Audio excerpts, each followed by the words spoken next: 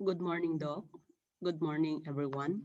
My name is Esther Helen S. Mangobat, and this morning I am going to report the multicultural education goals and dimensions and ways to implement it in the classroom.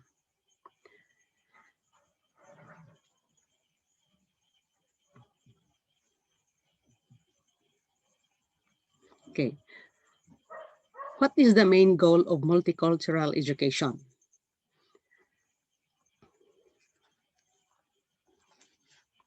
We are living in a small world.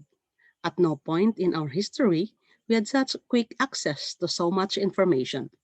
But this also means that ignorance is becoming a less and less of a virtue every day.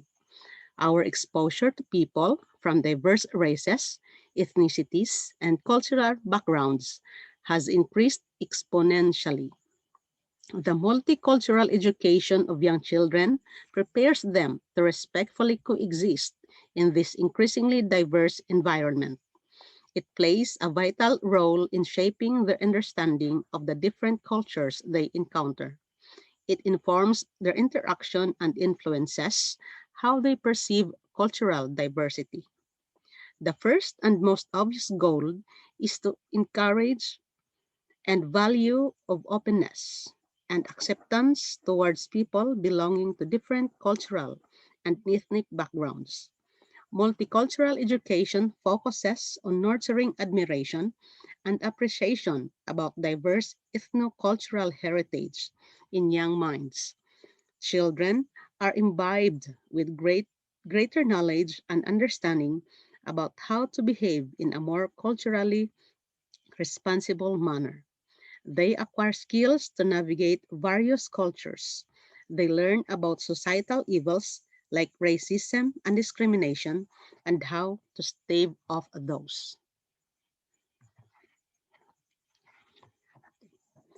How can multicultural education accomplish these goals? Multicultural education focuses the most upon the knowledge inequality that currently exists. This lack of access to education can be attributed to the absence of social justice and equity in our society.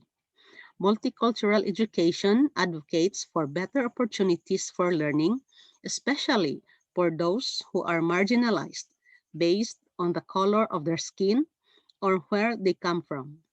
Multicultural education plays a crucial role in forming a public opinion by leading the debate and discussion on topics such as educational, economic, and social equity.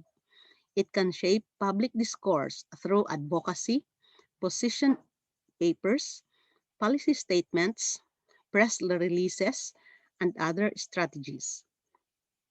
It separates itself from conventional wisdom to look beyond for fresh vein of thoughts and ideas. That is, according to the National Association of Multicultural Education 2020. Multicultural education is transformative to our society as it fixes the fundamentals. By providing a multicultural education to our children, we can guide them to become better and more responsible adults tomorrow. Brick by brick, we can build a more equitable socio-economic world. The dimensions of multicultural education.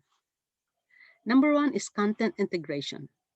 This deals with the extent to which teachers use examples and content from a variety of cultures and illustrate key concepts, generalizations, and issues within their subject areas or discipline.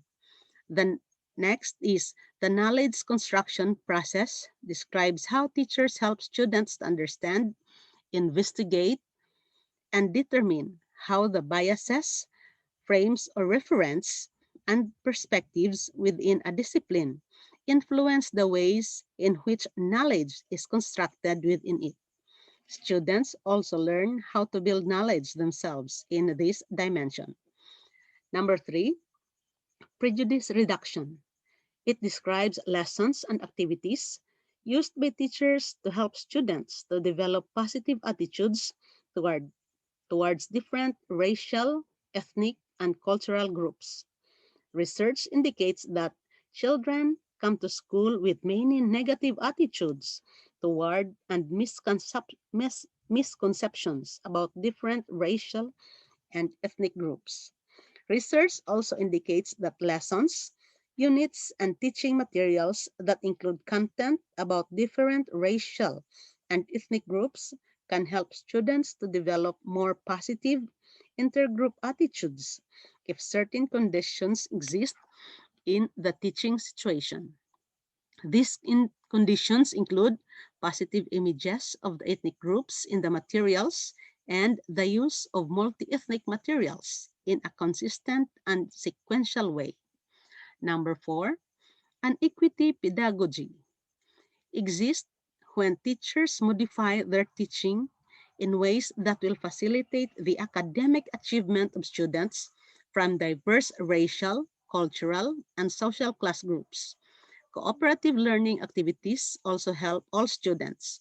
However, to attain these positive outcomes, activities must have several important characteristics. The students from different racial and ethnic groups must feel that they have equal status in intergroup interactions. Teachers and administrators must value and support cross-racial interactions, and students from different racial groups must work together in teams.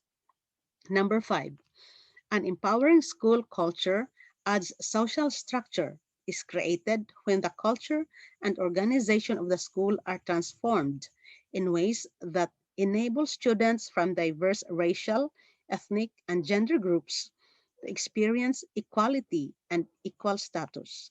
The implementation of this dimension requires that the total environment of the school be transformed, including the attitudes, beliefs, and actions of teachers and administrators as well.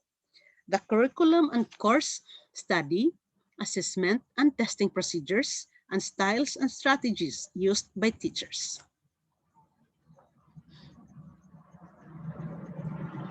Next is the 6 ways to implement multicultural education in the classroom. While this blending of cultures can most definitely be a blessing, it can also be a curse.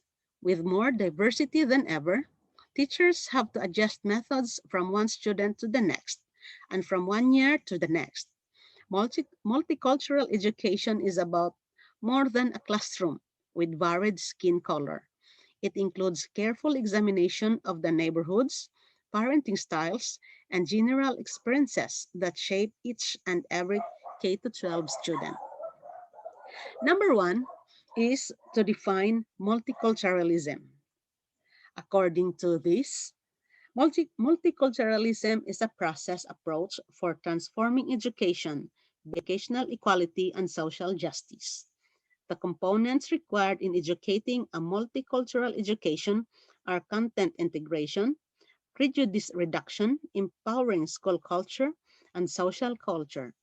These all relate and require attention as they relate to the efforts of conflict resolution in today's world.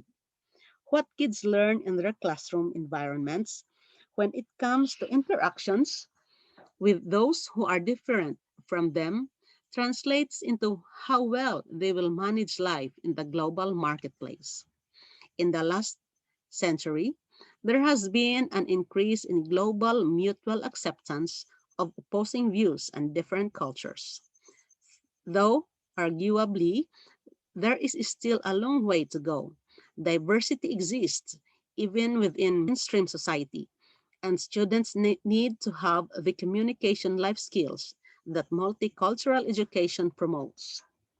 Number two, observe your students closely and value real life experience of diversity over the textbook version.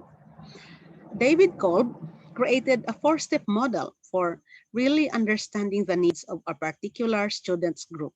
He starts with concrete experience, adds reflective observation, and then moves to abstract conceptualization and active experimentation.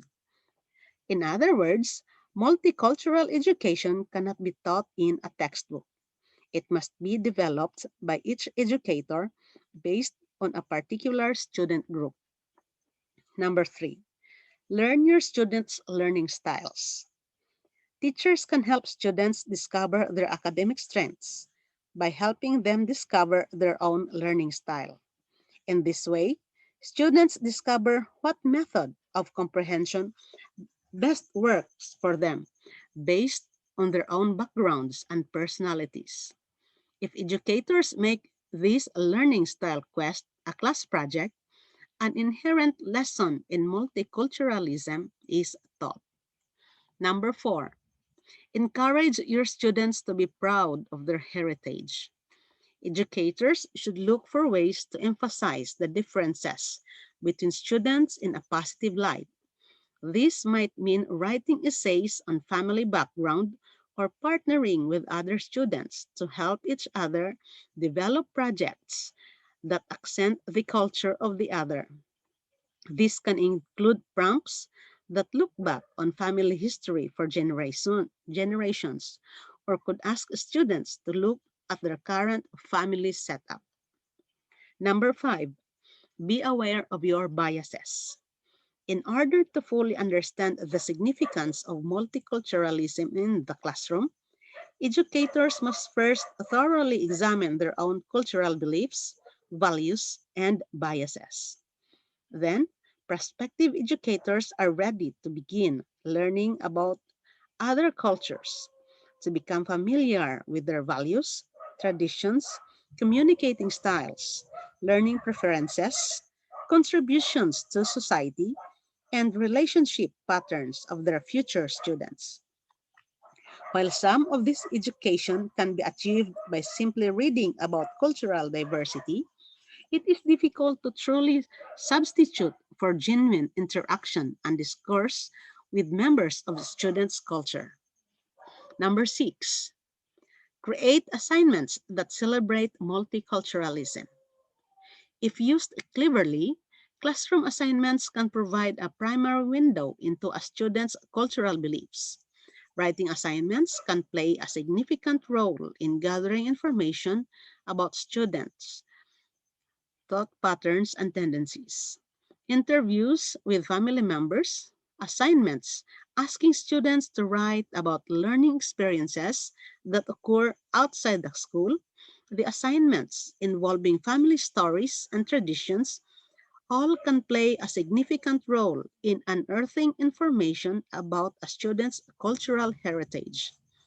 The student's parents can often be solicited as sources of useful information, and visiting the neighborhoods where diverse students live can help give educators an idea about the level of social support present and the types of challenges that the student might face outside of the classroom. This is all my report, and once again, good morning.